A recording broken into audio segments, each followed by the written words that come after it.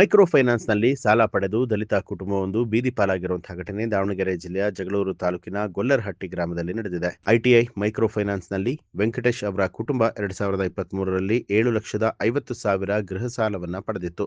ಕಂತುಗಳಲ್ಲಿ 2,500 ರೂಪಾಯಿ ಮರುಪಾವತಿ ಮಾಡಿದ್ದಾರೆ. ಆದರೆ ಕಳೆದ 6 ತಿಂಗಳಿನಿಂದ ಇಎಂಐ ಕಟ್ಟದ ಕಾರಣಕ್ಕಾಗಿ ಸರ್ಫೇಸಿ ಕಾಯ್ದೆಯ ಅನ್ವಯ ಮನೆಗೆ ಬೀಗ ಜಡಿದು ಅವರನ್ನ ಹೊರಹಾಕಿದ್ದಾರೆ. ಇನ್ನು ಮನೆ ಸೀಸ್ ಮಾಡೋದಕ್ಕೆ ಬಂದಂತಹ ಅಧಿಕಾರಿಗಳು ಕೆಲವು ಸಣ್ಣಪುಟ್ಟ ಸಾಮಗ್ರಿಗಳನ್ನು ಹೊರಹಾಕಿ ಅಡುಗೆ ಪರಿಕರಗಳು, ಆಹಾರ ಧಾನ್ಯಗಳನ್ನು ಮನೆಯೊಳಗೆ ಇಟ್ಟು ಬೀಗ ಹಾಕಿ ಸೀಸ್ ಮಾಡಿ ಹೊರಟು ಹೋಗಿಬಿಟ್ಟಿದ್ದಾರೆ. ಮನೆ ಸೀಸ್ ಕುರಿತು ವೆಂಕಟೇಶ್ ಅವರ ಕುಟುಂಬ ಶಾಸಕರಾದ ಬಿ ದೇವೇಂದ್ರಪ್ಪ ಅವರ ಬಳಿಯಲ್ಲಿ ಸಂಕೋಲೆಯಿಂದ ಕಾಪಾಡುವಂತೆ ಅವಲತ್ತುಕೊಂಡಿದ್ದು, ಅದರಂತೆ ಶಾಸಕರು ಮೈಕ್ರೋ ಫೈನಾನ್ಸ್ ಅಧಿಕಾರಿಗಳಿಗೆ ದೂರವಾಣಿಯ ಮೂಲಕ ಸಂಪರ್ಕ ಮಾಡಿ ಅವರಿಗೆ ಪರ್ಯಾಯ ವಸತಿ ವ್ಯವಸ್ಥೆ ಇಲ್ಲ, ಸಾಲ ಮರುಪಾವತಿಗೆ 1 ತಿಂಗಳ ಕಾಲಮಿತಿಯನ್ನ ನೀಡಿ ಅಂತ ಹೇಳಿದ್ದಾರೆ. ಆದರೆ ಫೈನಾನ್ಸ್ ಅಧಿಕಾರಿಗಳು ಶಾಸಕರ ಮಾತಿಗೆ ಬೆಲೆ ನೀಡದೆ ಮನೆ ಸೀಸ್ ಮಾಡಿದ್ದಾರೆ. ಇನ್ನು ಅಧಿವೇಶನದಲ್ಲಿ ಮೈಕ್ರೋ ಫೈನಾನ್ಸ್ಗಳು ಕಾನೂನು ಮೂಲಕ ಕಿರುಕುಳವನ್ನ ನೀಡ್ತಾ ಇರುವಂತದರ ಕುರಿತು ಪ್ರಸ್ತಾಪಿಸಿ ಸೂಕ್ತ ಕ್ರಮವನ್ನ ವಹಿಸಲಾಗುತ್ತೆ ಅಂತ ಹೇಳಿ ಶಾಸಕರು ತಿಳಿಸಿದ್ದಾರೆ.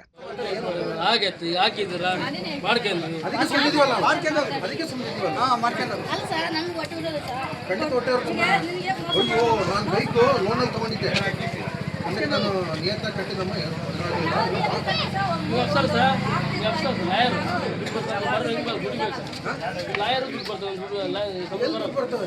ದುಡಿಬೇಕು ಕೋರ್ಟ್ ಆಗ್ತಷ್ಟೇ ಅವನು ನಾವು ಕೋರ್ಟಿಗೆ ಹೋಗ್ಬೇಕು ದುಡಿಬೇಕು. ಹೌದಮ್ಮ, ಅದನ್ನ ಈಗ ಹೇಳೋದಲ್ಲ, ನೋಟಿಸ್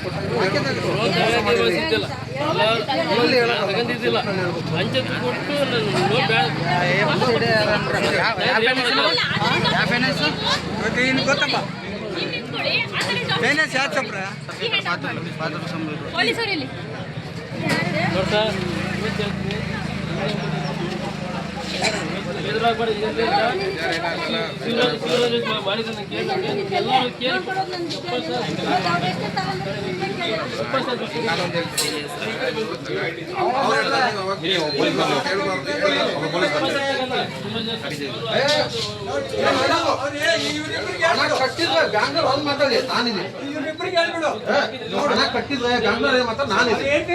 ಮಕ್ಕಳ ಎಲ್ಲ ಅವ್ರ ಹಣ ಪೂರ್ತಿ ಕಟ್ಟಿದ್ರೆ ಯಾರು ಇಲ್ಲಿ ಬರಂಗಿಲ್ಲ.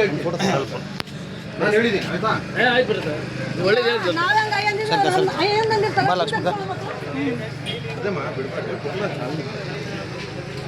ನಮ್ಮ ಕಡೆ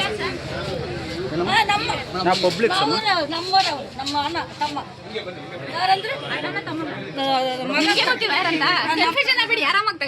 ಪಬ್ಲಿಕ್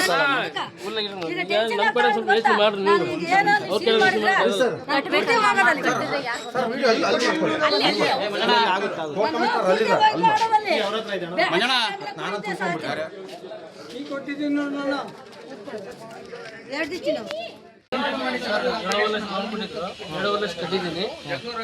ಮತ್ತೆ ಬಡ್ಡಿ ವರ್ಷ 9 ಲಕ್ಷ ಕೇಳ್ತಿದ್ರೆ ನಮ್ಮ ಕೈಯಲ್ಲಿ ಆಗ್ತಿಲ್ಲ. 2 ಲಕ್ಷ ಕಟ್ಟಿದ ರಸೀದಿ ಒಂದು ಕೊಟ್ಟಿದೆ ಸರ್.